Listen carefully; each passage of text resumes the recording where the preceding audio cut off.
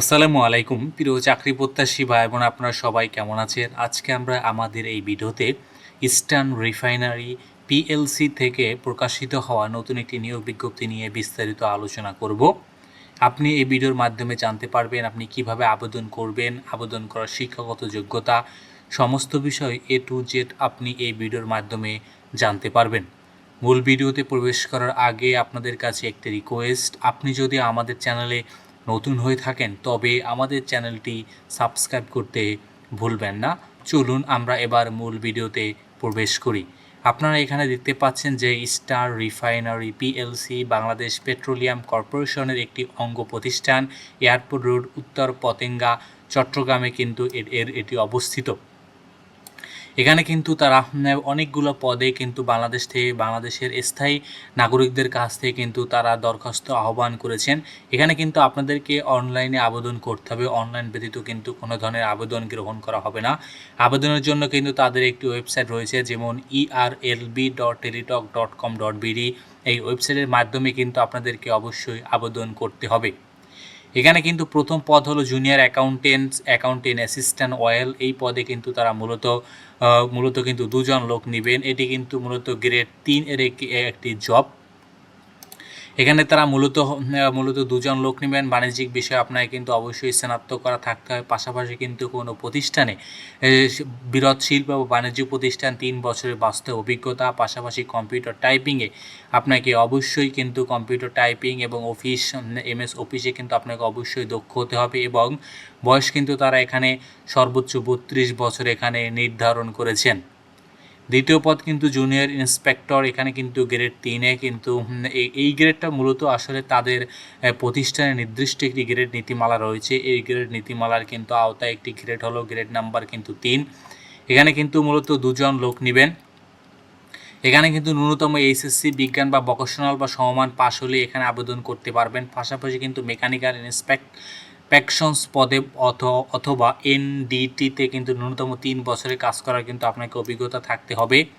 এবং পাশাপাশি কোনো স্বীকৃত প্রতিষ্ঠান হতে প্রয়োজনীয় প্রশিক্ষণ মেকানিক্যাল ইন্সপেক্টর বা এনডিসি থাকতে হয়। মানে আপনি হলো কোনো প্রশিক্ষণ থেকে মেকানিক্যাল জুনিয়র ইন্সপেক্টরে হিসাবে যদি আপনি কোনো ধরনের প্রশিক্ষণ নিয়ে থাকেন, বিশেষ করে মেকানিক্যাল ইন্সপেকশনে যদি প্রশিক্ষণ নিয়ে থাকেন, তাহলেই কিন্তু আপনি এখানে আবেদন করতে পারবেন।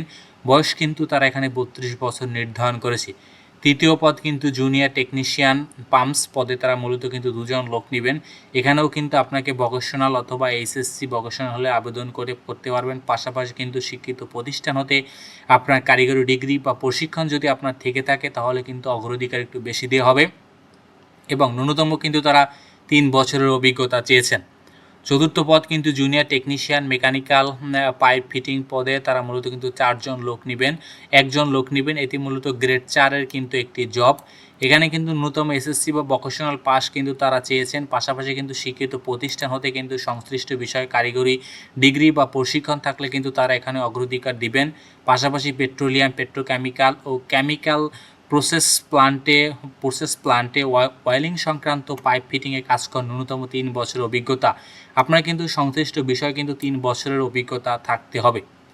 পঞ্চম পদ কিন্তু জুনিয়র টেকনিশিয়ান ড্রাম প্লান্টে কিন্তু তারা মূলত দুজন লোক নেবেন। এখানেও কিন্তু পূর্বের মতোই কিন্তু আপনাকে এসএসসি পাস এবং আপনার কারিগরি বিষয়ে কিন্তু প্রশিক্ষণ প্রাপ্ত হতে হবে স্বীকৃত প্রতিষ্ঠান হতে। পাশাপাশি কিন্তু ড্রাম ম্যানুফ্যাকচারিং, মেশিন মেরামত, রক্ষণাবেক্ষণ ও চালনা কাজে ন্যূনতম কিন্তু আপনার 3 বছরের কিন্তু অভিজ্ঞতা থাকতে হবে। ষষ্ঠ পদ কিন্তু জুনিয়র প্যাসেজ অ্যাসিস্ট্যান্ট পদে তারা 3 জন লোক নেবেন। এখানেও কিন্তু ন্যূনতম এসএসসি পাস বা সমান, পাশাপাশি আপনার 3 বছরের অভিজ্ঞতা থাকতে হবে। পাশাপাশি কিন্তু আপনাকে অবশ্যই এমএস অফিস এবং কম্পিউটার টাইপিং ও কম্পিউটার চালনায় কিন্তু ভালো দক্ষ হতে হবে। সপ্তম পদ কিন্তু এখানে তারা অ্যাসিস্ট্যান্ট ইলেকট্রিশিয়ান পদে তারা মূলত কিন্তু 2 জন লোক নেবেন। এখানে কিন্তু তারা মূলত এইচএসসি চেয়েছেন। পাশাপাশি কিন্তু আপনি সংক্ষিপ্ত বিশ্ববিদ্যালয় থেকে কোনো প্রতিষ্ঠান থেকে কারিগরি যে ডিগ্রি বিষয়ে কিন্তু আপনার প্রশিক্ষণ প্রাপ্ত হতে হবে। এবং আপনারা কিন্তু ইলেকট্রিশিয়ান যন্ত্রপাতি অথবা পাওয়ার ডিস্ট্রিবিউশন সিস্টেম মেরামত ইত্যাদি কাজে কিন্তু আপনাকে মূলত 3 বছরের কিন্তু অভিজ্ঞতা। পাশাপাশি কিন্তু আপনাকে অবশ্যই লাইসেন্সধারী হতে হবে, ন্যূনতম সি থাকতে হবে। আপনার যে বিভিন্ন প্রতিষ্ঠান লাইসেন্স দেওয়ার সময় কিন্তু পরীক্ষা হয়ে থাকে, পরীক্ষা কিন্তু ন্যূনতম সি গ্রেড কিন্তু আপনার পেতে হবে। পাশাপাশি কিন্তু হাই ভোল্টেজ মোটর সার্ভিসিংয়ের কাজেরও কিন্তু অভিজ্ঞতা থাকতে হবে। অষ্টম পদ কিন্তু অ্যাসিস্ট্যান্ট ইনস্ট্রুমেন্ট মেকানিক পদে কিন্তু তারা মূলত 2 জন লোক নেবেন। নবম পদ হলো জুনিয়র ট্রেটার্স পদে কিন্তু তারা মূলত 2 জন লোক নেবেন, এবং এখানে নবম পদ হলো কিন্তু জুনিয়র ট্রেটার্স, এবং দশম পদ হলো ফায়ার টেন্ডার ড্রাইভার পদে কিন্তু তারা মূলত 3 জন লোক নেবেন। এবং এখানে কিন্তু ফায়ার টেন্ডার ড্রাইভার সম্পর্কে স্পেসিফিকেশন বলা আছে, তারা কোন কোন বিষয়ে আপনার স্পেসিফিকেশনটা এখানে সম্পূর্ণ দেওয়া রয়েছে, আপনি এখান থেকে দেখে নেবেন।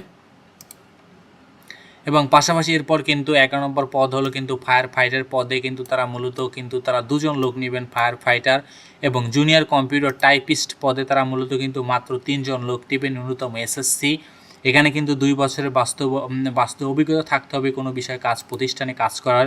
বাংলা ইংরেজি টাইপিং ন্যূনতম 20 শব্দের কিন্তু গতি থাকতে হবে। MS অফিস কোর্সে প্রশিক্ষণ ও কম্পিউটার চালানো আপনাকে অবশ্যই পারদর্শী হতে হবে। 13 নম্বর পদ কিন্তু এখানে তারা বলেছেন ড্রাইভার পদে তারা মূলত কিন্তু 3 জন লোক নেবেন, এবং 14 নম্বর পদ হলো জুনিয়র অটো হেল্পার পদে কিন্তু তারা 2 জন লোক নেবেন, এবং 15 নম্বর কিন্তু এখানে পদ হলো জুনিয়র স্টোর হেল্পার পদে কিন্তু তারা মূলত 2 জন লোক নেবেন। আপনি কিন্তু ন্যূনতম SSC পাস ভোকেশনাল হলেই কিন্তু এখানে আবেদন করতে পারবেন। পাশাপাশি কিন্তু শিক্ষিত প্রতিষ্ঠানতে সংশ্লিষ্ট বিষয়ে কারিগরি ডিগ্রি বা প্রশিক্ষণ থাকলে কিন্তু অগ্রাধিকার দেওয়া হবে। পাশাপাশি কিন্তু আপনাকে সংশ্লিষ্ট কাজে কিন্তু 2 বছরের বাস্তব অভিজ্ঞতা থাকতে হবে। 16 নম্বর পদ কিন্তু তারা এখানে কুক হিসাবে তারা কিন্তু মূলত 1 জন লোক নেবেন। এরপরে 17 নম্বর পদ কিন্তু রয়েছে প্লান্ট অ্যাটেন্ডেন্ট অপারেশন পদে তারা মূলত কিন্তু 5 জন লোক নেবেন। জুনিয়র সিকিউরিটি গার্ড পদে তারা এখানে 8 জন লোক নেবেন, এবং বাস কন্ডাক্টর কাম ক্লিনার পদে তারা কিন্তু 2 জন লোক নেবেন, এবং অফিস সাপোর্ট স্টাফ পদে তারা কিন্তু মূলত এখানে কিন্তু তারা 4 জন লোক নেবেন।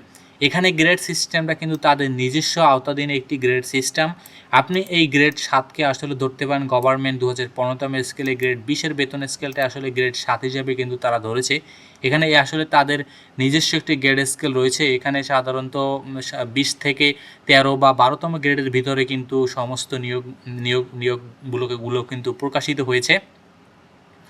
তবে আপনারা যারা আবেদন করতে ইচ্ছুক আপনাদের কিন্তু অবশ্যই কিন্তু অনলাইনের মাধ্যমে আবেদন করতে হবে, এবং অনলাইনে আবেদন করার কিন্তু প্রসেস তারা এখানে কিন্তু বলে দিয়েছে, এবং আপনি কিভাবে আবেদন করবেন সমস্ত বিষয় তারা এখানে কিন্তু বলে দিয়েছে। তাদের কিন্তু যে ওয়েবসাইট রয়েছে www.hhr কিন্তু https://erlb.teletalk.com.bd ওয়েবসাইটের মাধ্যমে কিন্তু আপনাদের আবেদন করতে হবে। আবেদন কিন্তু আজ থেকে শুরু হয়েছে 14 জুলাই 2026 সকাল 10 ঘটিকা থেকে আবেদন চলমান হয়েছে, এবং আবেদন কিন্তু শেষ হবে 27 আগস্ট 2026 বিকাল 4 ঘটিকা। আপনি যদি আবেদন করতে ইচ্ছুক তাহলে আপনারা কিন্তু এই সময়ের ভিতরে কিন্তু আপনাকে আবেদন করতে হবে। আবেদনের জন্য কিন্তু আপনাদেরকে খুব বেশি একটা কিন্তু টাকা খরচ হবে না। 1 থেকে 13 নং পদের জন্য মাত্র 112 টাকা, এবং 14 নং পদের জন্য কিন্তু মাত্র 56 টাকা কিন্তু আপনাকে কিন্তু SMS-এর মাধ্যমে কিন্তু বা অনলাইনে আপনাকে পেমেন্ট করতে হবে। তো আপনারা যারা আবেদন করবেন, আবেদন করে ফেলবেন বা আবেদন করতে ইচ্ছুক তারা কিন্তু আবেদন করবেন। এখানে কিন্তু অনেকগুলো পদ রয়েছে, বিষয়টা কিন্তু দেখবেন একদম ছোট কিন্তু অনেকগুলো পদ রয়েছে নিচে। বিশেষ করে কিন্তু আপনারা প্রায় 12তম গ্রেড থেকে বা 11তম গ্রেড থেকে বাকি যে পদগুলো 11তম গ্রেডের নিচের 10, 11তম গ্রেডের নিচের যে পদগুলো রয়েছে এই পদগুলোতে কিন্তু আপনারা প্রায় ম্যাক্সিমামে কিন্তু আপনারা আবেদন করতে পারবেন। তো ধন্যবাদ আপনাদেরকে এতক্ষণ আমাদের সাথে থাকার জন্য। আর আপনি এখনও যদি আমাদের চ্যানেলটি সাবস্ক্রাইব করে না থাকেন তবে আমাদের চ্যানেলটি সাবস্ক্রাইব করতে ভুলবেন না।